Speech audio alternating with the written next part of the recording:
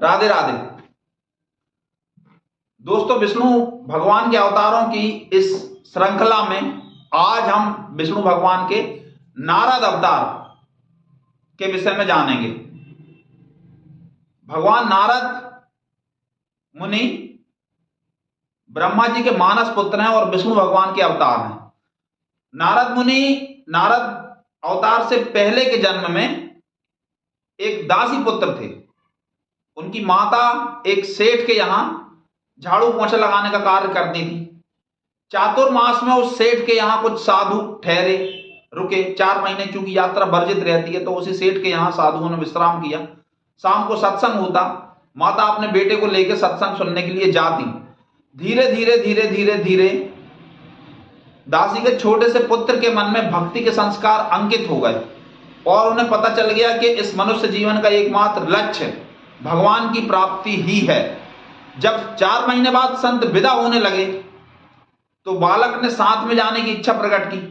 इस पर संतों ने भजन करने की रीति बताकर यह कहा कि अभी तुम अपनी मां की सेवा करो, अभी तुम्हारा हमारे साथ जाना उचित नहीं है, संभव भी नहीं है। ऐसा कह के साधु चले गए और दासी पुत्र, जो कि अगले जन्म में नारद जी बनने वाले थे, भगवान की सेवा में लग गए, भगवान के कीर्तन में लग गए।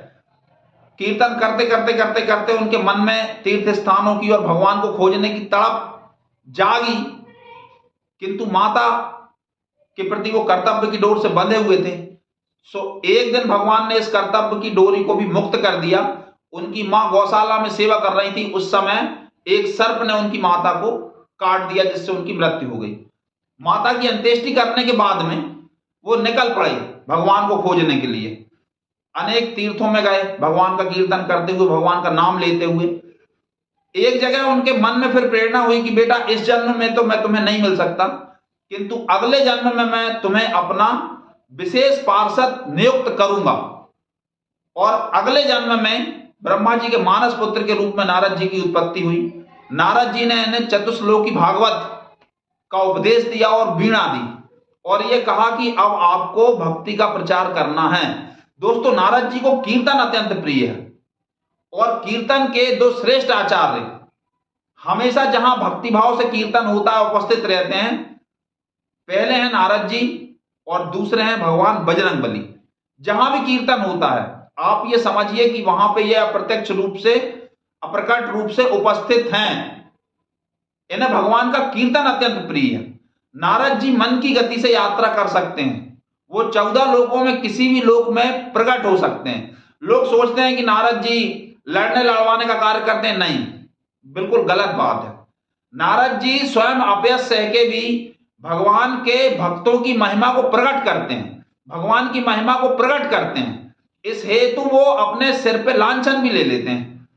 नारद जी के शिष्य इतने महान हैं, उन्होंने जिन्हें भी भगवान नाम की दीक्षा दी, उन्होंने भगवान को प्राप्त किया और उनकी कीर्ति अमिट और अमर है। उनके शिष्य हैं भगवान ध्रुव, उनके दूसरे शिष्य हैं भगवान प्रहलाद। प्रहलाद को माता के गर्भ में ही उन्होंने भगवान नाम की दीक्षा दी है। और ध्रुव को जब माता ने जंगल की ओर भेज दिया तो जंगल की ओर जाते समय उन्होंने भगवान नाम की दीक्षा दी, भक्ति की परीक्षा ली और भगवान की स्तुति करने की विधि बताई। नारद जी ने भक्ति के ग्रंथों की रचना की है, जिन्हें पढ़ के आप भक्ति विषयक ज्ञान प्राप्त कर सकते हैं। ऐसे नारद जी को हमारा कोटि कोटि नमन है। अगले अवतार में अगले एपिसोड में हम भगवान के दूसरे अवतारों की कथा जानेंगे। कृपया चैनल को सब्सक्राइब अवश्य करें। राधे राधे।